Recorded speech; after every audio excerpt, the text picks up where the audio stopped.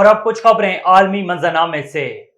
اسرائیل نے غزہ میں اپنی فوجی کارروائیوں کے دوران حراست میں لیے گئے 150 فلسطینی قیدیوں کو گزشتہ روز رہا کر دیا۔ خبر رساں ادارے کے مطابق غزہ کراسنگ اتھارٹی کے ترجمان کا کہنا ہے کہ ان قیدیوں کے ساتھ بدسلوکی کی گئی۔ رہا ہونے والے قیدیوں کو علاج کے لیے ابو یوسف النجار ہسپتال منتقل کیا گیا، تاہم محکمے نے جسمانی یا ذہنی استحصال کی کوئی تفصیل فراہم نہیں کی۔ دوسری جانب اسرائیلی فوج نے قیدیوں کی رہائی پر کوئی بیان جاری نہیں کیا، تاہم کہا کہ حراست میں لیے گئے افراد کے ساتھ ناروا سلوک نہیں کیا جاتا۔ عمان میں شدید بارشوں کے باعث سیلاب آ گیا، جس کے نتیجے میں بچوں سمیت 17 افراد جاں بحق ہو گئے۔ اسرائیلی فوج نے خبر رساں ادارے کو ایک بیان میں بتایا کہ جو لوگ دہشت گردی کی سرگرمیوں میں ملوث نہیں، انہیں غزہ میں واپس چھوڑ دیا گیا۔ غیر ملکی میڈیا رپورٹس کے مطابق عمان میں شدید بارشوں کے بعد سیلابی صورتحال پیدا ہو گئی، جس میں کم از کم 17 افراد جان کی بازی ہار گئے۔ مرنے والوں میں اسکول جانے والے بچے اور ایک ڈرائیور شامل ہے۔ چین نے پاکستان سمیت دیگر بیرونی ممالک سے آنے والے افراد کی آسانی کے لیے موبائل پیمنٹ کی سہولت متعارف کروا دی۔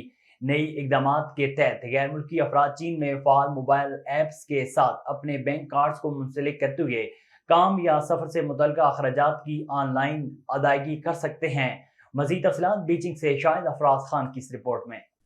چین نے بیرونی ممالک سے آنے والے غیر ملکیوں کے لیے موبائل پیمنٹ کی سہولت کو بہتر بنانے کے لیے اقدامات کا ایک سلسلہ شروع کیا ہے۔ ان اقدامات کے تحت سیاحت یا پیشہ ورانہ امور کی انجام دہی کے لیے چین کا سفر کرنے والے غیر ملکی افراد اپنے مقامی بینک کارڈز کو چین میں آن لائن ادائیگی کے حوالے سے فعال معروف ایپس ایلیپی اور وی چیٹ سے منسلک کر سکتے ہیں۔